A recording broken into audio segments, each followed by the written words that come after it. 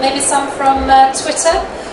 I know there was one that came up earlier, which was that it's great being able to have some sort of practical steps and tips to give to people, and certainly the GreenOfficeWeek website has a whole range of downloadable tools, including the Dummy's Guide to Greening the Workplace.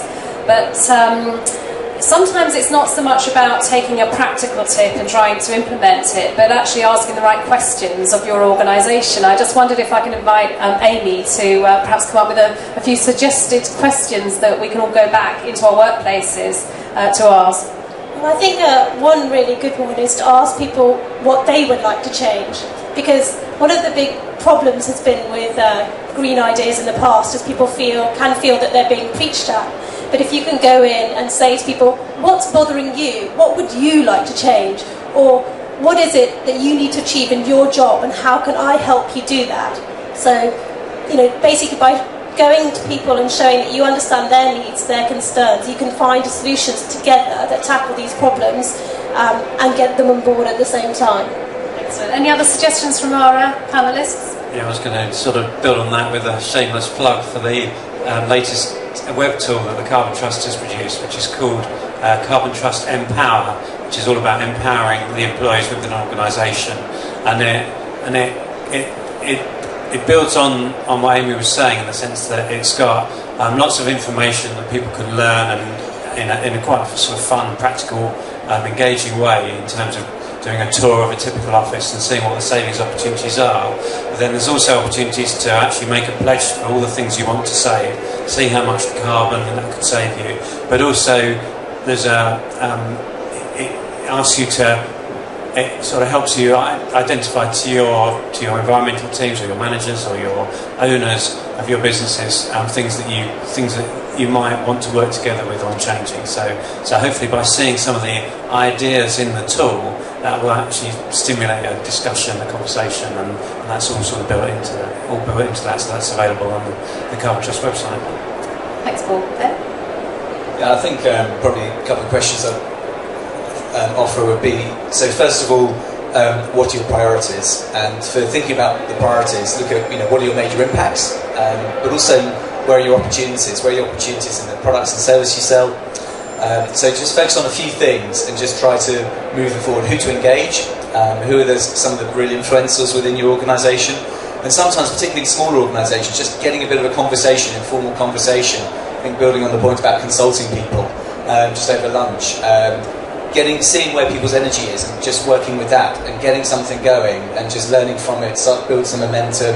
And if you can start to focus it around those priority areas, you're starting to really build some momentum, what we would call pioneering practice. You start to create some pioneering practice, then the informal system does its work, people get interested, and then you can really snowball it from there. And as you go, you'll learn new things, more people will become interested, and you can take it from there. So don't feel you've got to do it all at once, all in one go, and that you have to have all the answers. You don't. You can afford to learn as you go. So there'll be some questions, I think, that I'll offer. Excellent. Thanks. I think Amy mentioned it, that it's a bit preachy sometimes, eco, isn't it? And I think a lot of people are getting bored of it. It depends on your clientele. So the guy that runs my workshop for me, if I started lecturing him about recycling and turning off lights, he'd just grunt and scuffle off in his overalls and ignore me. So with him, it's been learning how to educate different people who are from a different background, particularly when I go into schools and teach students as well. If you just lecture them time and time again, they'll just start to switch off, and the whole greenwashing thing's taken place. So upcycling for me is a really useful tool, because I get to just play around with rubbish, which is amazing fun. It's like being on Blue Peter all over again. But also people learn haphazardly and accidentally. You're educating people, because students, that's the best way they can learn, is by picking up a trifle box and running around turning it into a spaceship. They've accidentally learned about recycling and the environment and what they've got to take home with them as well. So I think it's appreciating who your audience is and dealing with it in the right way, and not just nagging, because we all get a bit bored of nagging if we're honest, don't we? Yeah, absolutely. So it's about being creative, trying to apply a sort of a more creative approach to greening the workplace. So rather than being about preaching, it's about making it a bit more fun, perhaps having some league tables between your teams around energy efficiency, for example. But it's also one of the questions that came up this morning in this morning's session was, how do you empower people within the organisation that perhaps aren't personally motivated? And for some businesses, you need to really look at the key drivers, what really does give the momentum behind what you do as a business. And for many, it's about tuning into the interests of your customers, obviously, but also your suppliers as well. And if you understand that you share the same agenda here around reducing energy, reducing costs, then it opens up all sorts of opportunities to work together and collaborate on some of the solutions here. So do we have any other questions before I pass over to Karen from the Twitter feed? Any other questions? I have one more from the floor. Thanks. I don't wish to give you additional advertising, but I'm very encouraged that clearly Avery's have got green working high on their agenda. My challenge back is, how do we get green working up the agenda in other businesses? Is it the wording, picking up what's been suggested a moment ago, that we're using, greenwash, environment, and should we be plugging the word sustainability, that businesses who are going to be in business for more than a few years have to be sustainable? Is that the way we get the message into the boardroom? That's a great question, thank you. Let me pass that over to our panel. Who would like to start? Paul? I think I was just going to say that this is up till recently, I'd go to sort of sessions where people would be talking about sustainability and everyone would be saying, well, there's no point in talking about sustainability because no one's interested in that, and let's just focus on the cost savings. I think more recently, it's not necessarily for the environmental reasons, but I think the sustainability is much more the word that's being used in boardrooms in terms of certainly the work we do, where we've been focusing on energy and carbon. There's been a definite interest in widening that into other sustainable areas. Now that may be as much to do with the corporate reputational issues as it is to do with the sort of green drivers. But I think it's definitely a trend again to start looking at everything together. And I think that's also true with small businesses as well. There's always been a concern about who do you go to if you want advice from different organisations on energy and waste and water, and it's definitely in all of our interests, I think, to try and join those things up together because the message is often very similar. Thanks.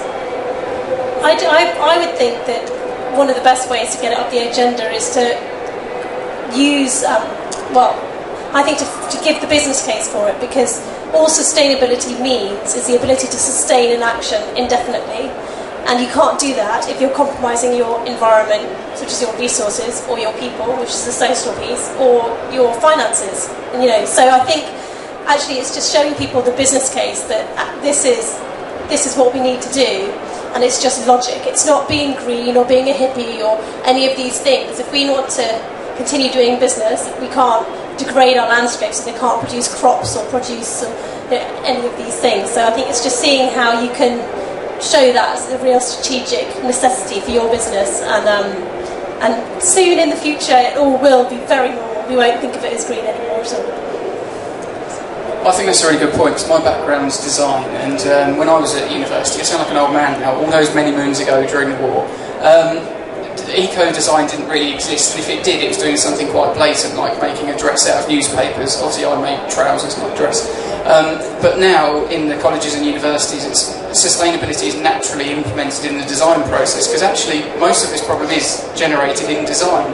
I'm really amazed that I got the mobile phone through the post yesterday that still had its own unique charging adapter, and that things aren't interchangeable, and that phone is probably already obsolete before I've even received it. The next generation has already come out and it's in development and being designed, and we're just generating more and more stuff that we don't really need. So when I've gone back and visited my university recently, I noticed the course has changed completely, and now people are designing, thinking about the lifespan of a product, and will it be obsolete within 12 months, and interchangeable parts, and can we make, do and mend again? Because recently you can't take anything apart, even your car. If your car breaks down, you need a laptop to fix it rather than a spanner and a nut and a bolt, and it's incredible.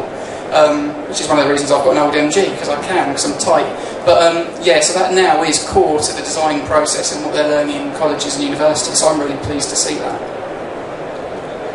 I think just building on that, I think we're really coming into a decade where sustainability is going mainstream, really, because those organisations that don't take it simply won't be around in 10 years' time. And there's an increasing number of sort of futurology reports and trend reports often predicting that, so there's nothing unique in that view. And I think just sort of building on the point that this really is about, I think, making it relevant for organisations, saying that there's some really exponential changes going on out there. As I say, you've only got to look at some of the recent reports that evidence that. I think it's then a question of saying, what does that mean for this sector, or this sort of, the industry we're in? What are the material issues? How is that going to impact us over the next 5 or 10 years? And then saying, what sort of strategic options does that present for us as an organisation was to thrive in those conditions 5 or 10 years at a time?